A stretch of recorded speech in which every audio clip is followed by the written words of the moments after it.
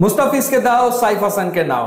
Rangpur Riders এবং ঢাকা ক্যাপিটালসের ভেতরে ডিলটা সম্ভবত এরকমই হয়েছে। 24 ঘন্টা আগে যখন শুনলাম যে রংপুর রাইডার্স ছেড়ে শাকিব খানের ঢাকা ক্যাপিটালসে যোগ দিচ্ছেন সাইফ হাসান, তখন মনে হচ্ছিল নিশ্চিতভাবেই ঢাকা ক্যাপিটালস থেকে কোনো বিগ ফিশকে টার্গেট করেছে রংপুর রাইডার্স। হয়েছেও তাই। মুস্তাফিজের নতুন ঠিকানা রংপুর এবং এটি আসলে চূড়ান্ত। পাশাপাশি আরো বেশ কয়েকজন ক্রিকেটারকে দলভুক্ত করেছে রংপুর রাইডার্স। একই সাথে কোচিং প্যানেল তারা গুছিয়ে নিয়েছে। একটা বড় সাইনিং হতে যাচ্ছে কাইল মায়ার্স, যিনি আসলে ফরচুন বরিশালকে বিপিএল এ চ্যাম্পিয়ন করতে বিরাট ভূমিকা রেখেছিলেন।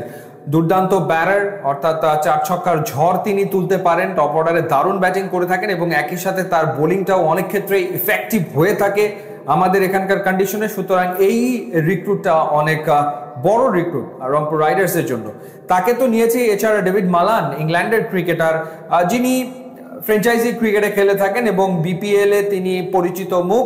ডেভিড মালানকেও রংপুর রাইডার্স কনফার্ম করে ফেলেছে। এই দুজনের পাশাপাশি আরো 3জন পাকিস্তানি ক্রিকেটার রংপুর রাইডার্সের হয়ে খেলবেন, সেটাও নিশ্চিত করেই আসলে বলা যায়। সেই 3জনের ভেতরে একজন হচ্ছেন খুশদিল শাহ, আর একজন হচ্ছেন ফাহিম আশরাফ এবং আকিব জাভেদ। এবং রংপুর রাইডার্সকে গ্লোবাল সুপার লিগে চ্যাম্পিয়ন করার ক্ষেত্রে কিন্তু আসলে ওভারসিজ ক্রিকেটারদের একটা বড় ভূমিকা ছিল। সেই কারণে তারা আগে ভাগে তাদের ওভারসিজ ক্রিকেটারদেরকে কনফার্ম করছে।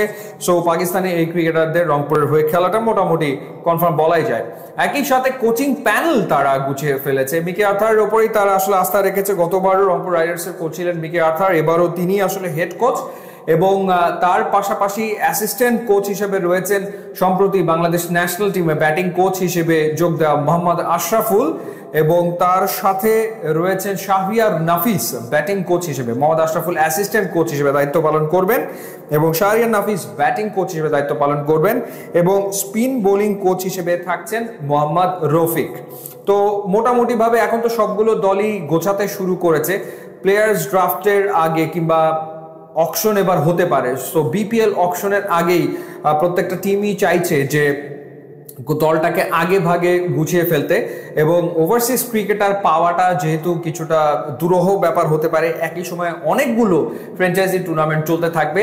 সেই কারণে রংপুর রাইডার্স এক ধাপ এগিয়ে গিয়ে তারা তাদের ওভারসিজ ক্রিকেটার আগে ভাগে কনফার্ম করেছে। সো বলা যায় যে পেন অ্যান্ড পেপারে তারা তাদের কাজ এগিয়ে রাখলো, এবং কোনো সন্দেহ নাই মুস্তাফিজকে নিয়েছে। টি-20 ক্রিকেটে বাংলাদেশের সবচেয়ে অভিজ্ঞ ক্রিকেটার এবং ফ্র্যাঞ্চাইজি ক্রিকেটের অপরিহার্য এক নাম, এবং মুস্তাফিজকে দলে নেওয়া মানে হচ্ছে যে আপনি আপনার বোলিং ডিপার্টমেন্টের ক্ষেত্রে অনেকটাই নির্ভর হয়ে গেলেন। সো কোনো সন্দেহ নাই রংপুর রাইডার্স কিছুটা ভুগেছে লাস্ট সিজনে তাদের বোলিং ডিপার্টমেন্টের কারণে। এই কারণে তারা এবার এই জায়গাটাতে মনোযোগ দিয়ে মুস্তাফিজকে দলভুক্ত করে ফেলেছে। সো আমার মনে হয় যে রংপুর বেশ খানিকটা এগিয়ে গেল। দেখা যাক বাকি দলগুলো কিভাবে করে আসলে রংপুরকে ক্যাচ আপ করে, অর্থাৎ তারা কি ধরনের প্লেয়ারদেরকে দলভুক্ত করে। ইউটিউব এবং ইনস্টাগ্রাম লিঙ্ক দেওয়া আছে, আপনারা যোগ দিলে খুবই খুশি হব। And thanks for watching.